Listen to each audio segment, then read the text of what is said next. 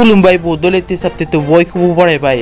दिनैनि फार्स्ट साबटेटआनो जाहैबाय निजोम खोंगोर ब्रह्मआ कचिं गैयालासे JEE आनजादाव उथ्रिसारना हायद्राबादनि IIT आव मुं थिसनबाय।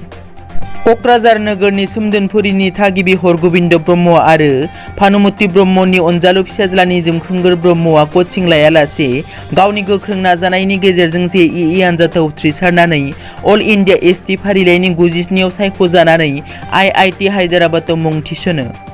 बिथांनि बे जाफुंसारनायाव नखरनि बिमा बिफाजों लोगोसे ओनसोलनि गोबां सुबुंफोरा गोजोननाय फोरमायदों। मख'नो गोनांदि निजोम खोंगोर ब्रह्मआ क'क्राझार रिलेटिभ पाब्लिक स्कुलाव थाखो 6 निफ्राय 8 थाखोसिम फरायदोंमोन। बेनि उनाव विशाखापट्टनम श्री चैतन्य टेंक स्कुलनिफ्राय मेट्रिक आनजादखौ 2018 मायथाइयाव उथ्रिसारनो हायो आरो 2020 मायथाइयाव गुवाहाटी साइ बिकासनिफ्राय हायार सेकेन्डारि आनजादखौ बिगियानाव उथ्रिसारनो हायो।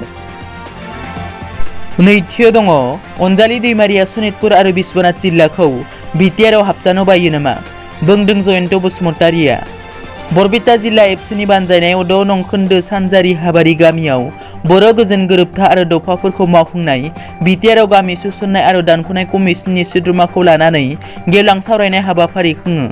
बे सावराय हाबाफारियाव कमिसननि सोद्रोमा जयन्त बसुमतारि, बाक्सा जिल्ला एबसुनि गाहाय नेहाथारि रोमदोन बसुमतारि आरो गोबां दैदेनगिरिफोरा बाहागो लायो। खौरांगिरिनि सिगाङाव जयन्त बसुमतारिया अनजालि दैमारिखौ सोंथि खालामो दि सनितपुर आरो बिश्वनाथ जिल्लाखौ बिटिआरआव हाबजानो बायो नामा होननानै। गामि सुसननाय आरो दानख'नाय गैयाब्ला बेफोर जायगाफोरा हाबनाय नङा होननानै फोरमायो। थामथियाव दङ पाकिस्तानाव गिख्रंथाव बेरफ्रुनायाव 3 सुबुंनि जिउ खहा। पाकिस्ताननि कराचियाव गिख्रंथाव गोहोगोरा बमा बेरफ्रुदों। बे बेरफ्रुनायनि जाहोनाव 3 सुबुङा मुंख्लं जानायजों लोगोसे 15 सुबुंफोरा जोखोम जायो। रिपर्टनि बादिब्ला गुलशान-ए-इकबालाव मस्कन सोरांनि 2 थाला बिल्डिंआव बेरफ्रुदों, नाथाय दासिमबो बे बेरफ्रुनायनि जाहोनखौ मिथिनो मोननाय जायाखै। बे बेरफ्रुनायनि जाहोनाव खाथि खालानि बिल्डिं न'फोराबो खहा जाफादों। मख'नो गोनांदि बेनि सिगां मंगलबारनि मोनायाव कराचियाव फाइखि आरो सिन्धु पुलिसनि मोगा-मोगि जानायाव खारग्लोंनाय जाथायबो जादोंमोन। ब्रैथियाव दङ सनितपुर जिल्ला थेलामारा बेंखननि सिङाव सरकारि हा आवग्रिनानै थानाय नखरफोरखौ सिफायदों।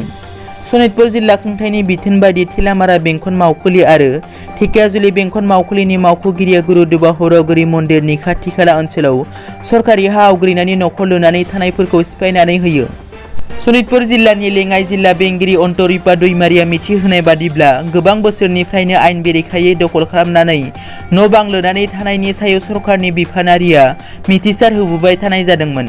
नाथाय बिथांमोना सरकारनि खावलायनायखौ जेबो खेर खेरायाखैमोन, जायनि थाखाय बेबादि बोखारस्रांनाय खामानिखौ सरकारा मावनो गोनां जादों।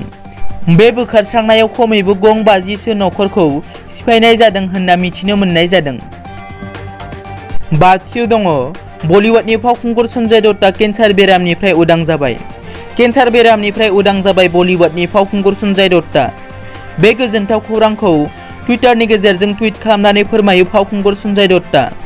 मख'नो गोनांदि थांनाय आगस्ट दाननि 11 खालार खालि फावखुंगुरनि देहायाव केन्सारनि लैखोन मोननाय जादोंमोन।